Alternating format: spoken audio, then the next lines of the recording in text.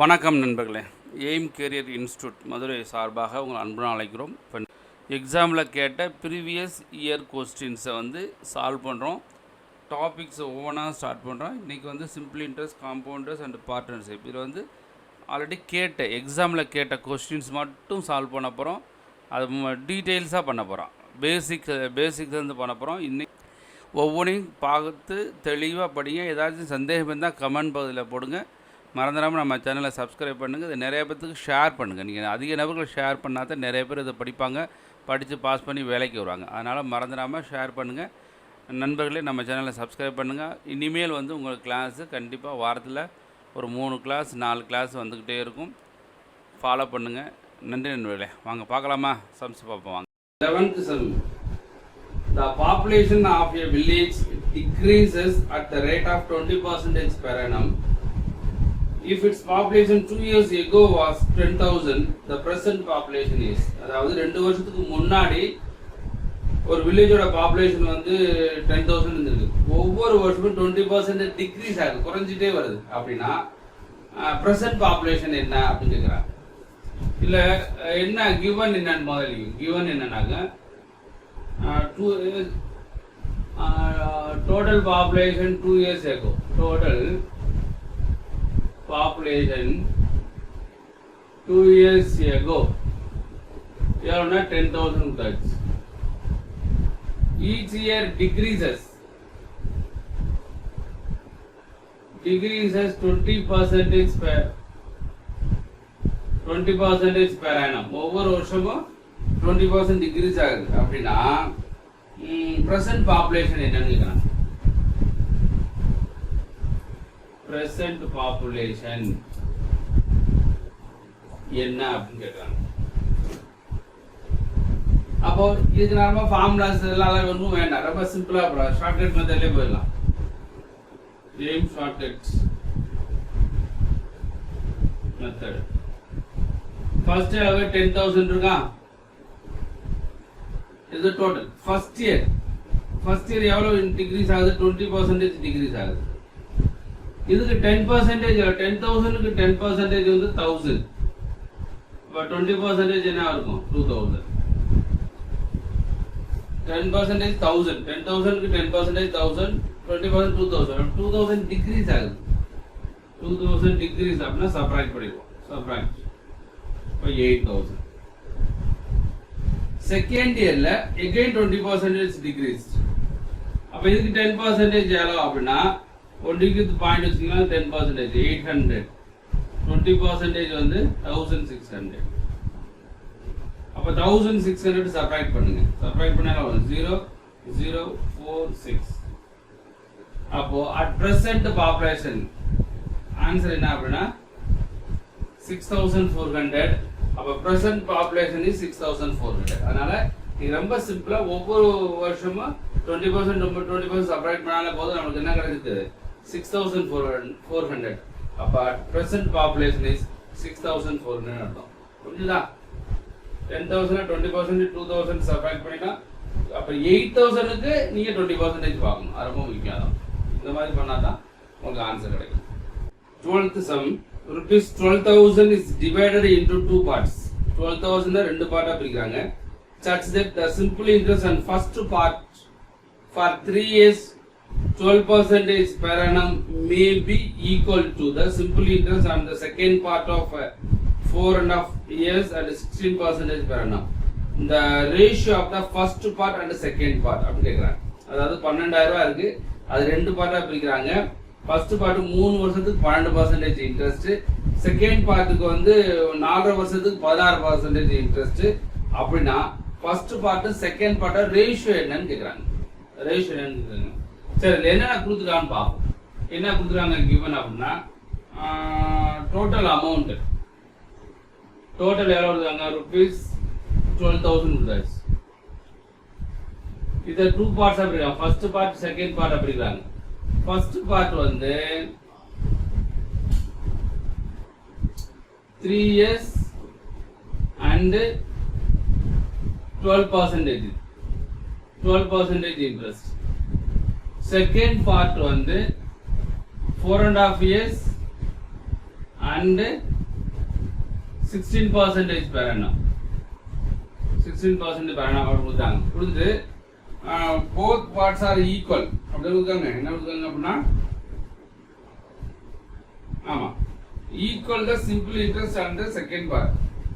Simple interest of first part equal to simple interest of second part அப்படி கொடுத்துருக்காங்க. ரெண்டுமே equal கொடுத்துட்டு அங்க ratio first part and second part of ratio என்ன? Ratio of first part and second part என்னன்னு கேக்குறாங்க. Ratio of first part and second part என்னன்னு கேக்குறாங்க. இப்போ என்ன செய்யலாம்னா ரொம்ப முக்கியமானது இதுதான். Simple interest of first part is equal to simple interest of second part சொல்லிருக்காங்க இல்லையா? அது இதுல ரொம்ப இம்பார்ட்டன்ட் பாயிண்ட்ஸ். இதுல டைரக்டாவே ஷார்ட்கட் மெத்தட் போறேன்.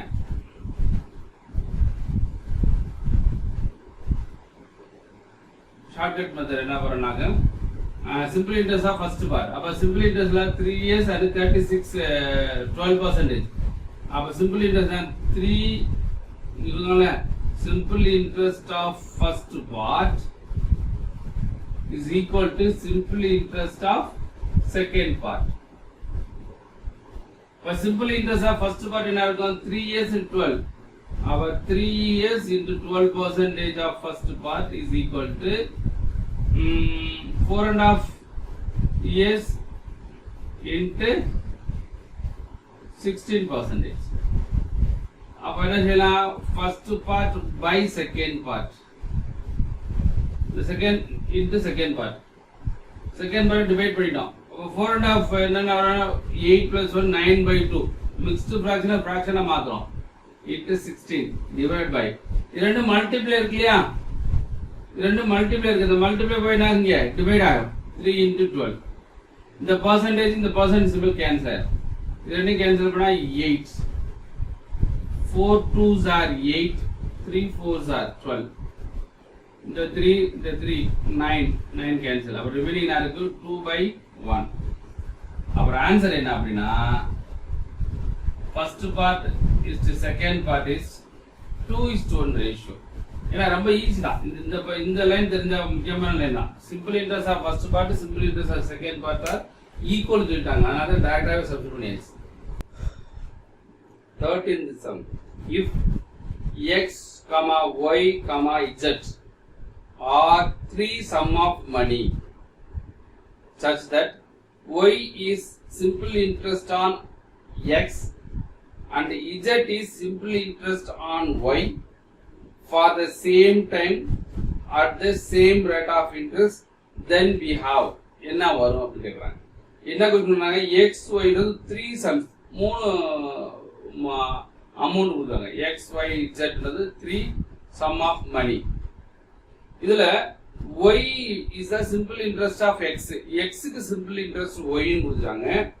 அப்புறம் y க்கு சிம்பிள் இன்ட்ரெஸ்ட் z ன்னு கொடுத்தாங்க. கொடுத்துட்டு same time and same interest rate கொடுத்துட்டு என்ன வரும் அப்படின்னா ஆப்ஷன் 4 ஆப்ஷன்ஸ் கொடுத்துட்டாங்க. அதுல என்ன வரும் கேக்குறாங்க. இப்ப பாருங்க given என்ன கொடுத்தாங்க அப்படின்னா x y z are three sums sum of money. x y and z are three sum of money.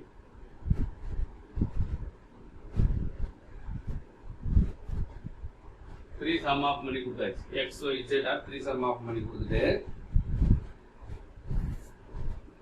y is simple interest on x, z is simple interest on y அப்படி கொடுக்குறாங்க. கொடுத்துட்டு same time and same rate of interest.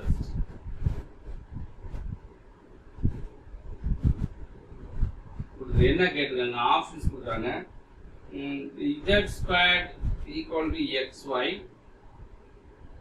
xy z equal to 1, x squared equal to yz, d வந்து y squared equal to zx. இப்படி கொடுத்தாச்சு. சரி, இப்போ இது நம்ம ஃபார்முலா அப்படி நார்மல் மெத்தட்லயே போயிடுவோம். இந்த ஃபார்முலா அப்படி போனா தான் உங்களுக்கு புரியும். நார்மல் மெத்தட்லயே போயிடலாம். அப்புறம் வேணா ஷார்ட்கட் செய்வோம். இது ஃபார்முலா சிம்பிள் இன்ட்ரெஸ்ட் நமக்கு ஃபார்முலா என்ன தெரியும் அப்படின்னா PNR by 100. இதான ஃபார்முலா. இதுதான் ஃபார்முலா. இந்த ஃபார்முலா படி நான் போட போறேன். இப்போ சேம் டைம், அப்ப டைம் என்ன எடுத்துக்குவோம் அப்படின்னா டைம் வந்து n வச்சுக்கோங்களேன். ரேட் ஆஃப் இன்ட்ரெஸ்ட் வந்து அது R தான், R%.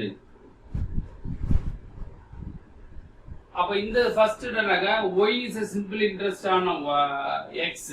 அப்ப சிம்பிள் இன்ட்ரெஸ்ட் என்னது y equal to p க்கு வந்து x, p க்கு வந்து x, இதுக்கு வந்து n, இதுக்கு r by 100. இந்த x டிவைட் பண்ணுங்க.